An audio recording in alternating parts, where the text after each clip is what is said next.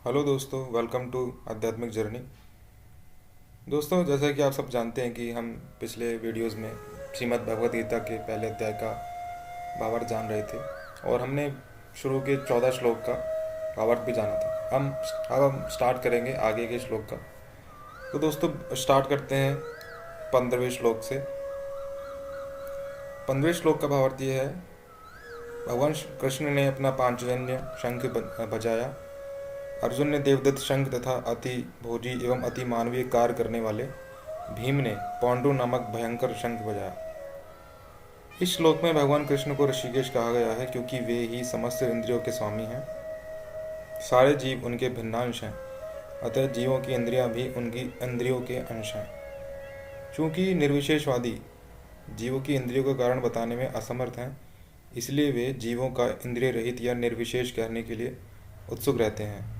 भगवान समस्त जीवों के हृदयों में स्थित रहकर उनकी इंद्रियों का निर्देशन करते हैं, किंतु वे इस तरह निर्देशन करते हैं कि जीव उनकी शरण ग्रहण कर ले, और विशुद्ध भक्त की इंद्रियों का तो वे प्रत्यक्ष निर्देशन करते हैं। यहाँ कुरुक्षेत्र की युद्धभूमि में भगवान कृष्ण अर्जुन की दिव्य इंद्रियों का निर्देशन करते हैं, इसलिए उनको ऋषिकेश भी कहा गया है। भगवान के विविध कार्यों के अनुसार उनके भिन्न भिन्न नाम हैं। उदाहरणार्थ, इनका एक नाम मधुसूदन है क्योंकि इन्होंने मधु नाम के असुर को मारा था।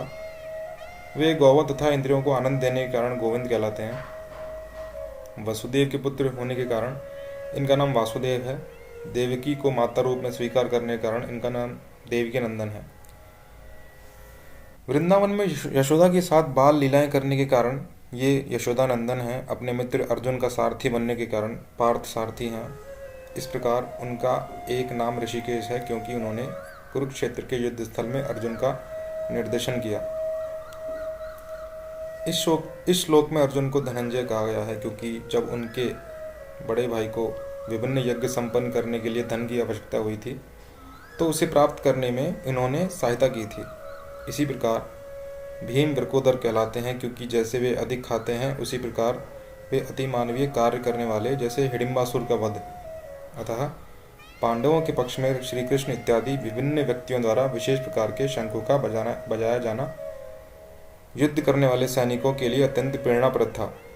विपक्ष में ऐसा कुछ न था। न तो परम निदेशक भगवान कृष्ण थे, न ही भाग्य की देवी श्री थी। अतः युद्ध में उनकी पराजय पूर्व निश्चित थी। शंखों की ध्वनि मानो यही संदेश दे रही थी।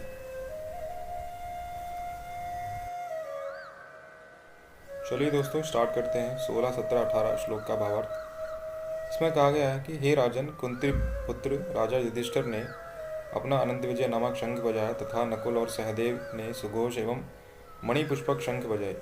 महान धनुर्धर काशीराज, परम योद्धा शिखंडी, धृष्टद्युम्न, विराट, अजय, सात्विकी, द्रुपद, द्रौपदी के पुत्र तथा सुभद्रा के महाबहुपुत्र आदि सबों ने अपने अपने शंख बजाए।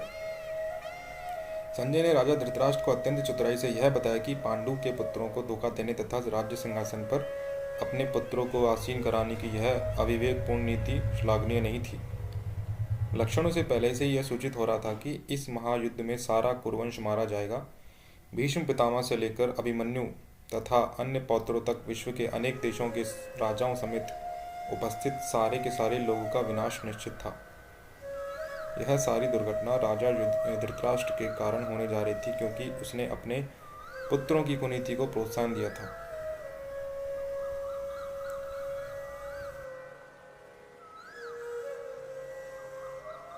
तो चलिए दोस्तों, जानते हैं अब 19वें श्लोक का भावार्थ क्या है। 19वें श्लोक में लिखा है कि इन विभिन्न शंखों की ध्वनि कोलाहल पूर्ण बन गई, जो आकाश तथा पृथ्वी को शब्दायमान करते हुए धृतराष्ट्र के पुत्रों के हृदयों को विदीर्ण करने लगे। जब भीष्म तथा दुर्योधन के पक्ष के अन्य वीरों ने अपने अपने शंख बजाए, तो पांडवों के हृदय विदीर्ण नहीं हुए। ऐसी घटना को वर्णन नहीं मिलता, किंतु इस विशिष्ट श्लोक में कहा गया कि पांडव शंख पक्ष के शंखनाद से धृतराष्ट्र के पुत्रों के हृदय विदीर्ण हो गए। इसका कारण स्वयं पांडव और भगवान कृष्ण में उनका विश्वास है। परमेश्वर ही शरण ग्रहण करने वाले को किसी प्रकार का भय नहीं रह जाता। परमेश्वर की शरण ग्रहण करने वाले को किसी प्रकार का भय नहीं रह जाता, चाहे वह कितनी ही विपत्ति में क्यों न हो। अब इसके बाद जानते हैं 20वें श्लोक का भावार्थ क्या है। चलिए दोस्तों जान लेते हैं 20वें श्लोक का भावार्थ क्या है। 20वें श्लोक में कहा गया है, उस समय हनुमान से अंकित ध्वजा लगे रथ पर आसीन पांडुपुत्र अर्जुन अपना धनुष उठाकर तीर चलाने के लिए उद्यत हुआ। हे राजन, धृतराष्ट्र के पुत्रों को व्यूह में खड़ा देखकर अर्जुन ने श्री कृष्ण से ये वचन कहे। मतलब कि युद्ध प्रारंभ होने ही वाला था। उपयुक्त कथन से ज्ञात होता है कि पांडवों की सेना की अप्रत्याशित व्यवस्था से धृतराष्ट्र के पुत्र बहुत कुछ निरुत्साहित थे, क्योंकि युद्धभूमि में पांडवों का निर्देशन भगवान कृष्ण के आदेशानुसार हो रहा था। अर्जुन की ध्वजा पर हनुमान का चिन्ह भी विजय का सूचक है, क्योंकि हनुमान ने राम तथा रावण युद्ध में राम की सहायता की थी, जिससे राम विजयी हुए थे। इस समय अर्जुन की सहायता के लिए उनके रथ पर राम तथा हनुमान दोनों उपस्थित थे। भगवान कृष्ण साक्षात राम हैं और जहाँ भी राम रहते हैं वहाँ उनका नित्य सेवक हनुमान होता है तथा उनकी नित्य संगिनी वैभव की देवी सीता उपस्थित रहती हैं। अतः अर्जुन के लिए किसी भी शत्रु से भय का कोई कारण नहीं था। इससे भी अधिक इंद्रिय गोस्वामी भगवान कृष्ण निर्देश देने के लिए साक्षात उपस्थित थे। इस प्रकार अर्जुन को युद्ध करने के मामलों में सारा सत्य परामर्श प्राप्त था। ऐसी स्थितियों में जिनकी व्यवस्था भगवान ने अपने शाश्वत भक्त के लिए की थी, निश्चित विजय के लक्षण स्पष्ट थे।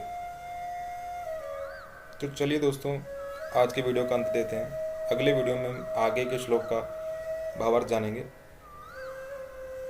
इसी के साथ यहीं पर ख़त्म करते हैं। नमस्कार आप सबको।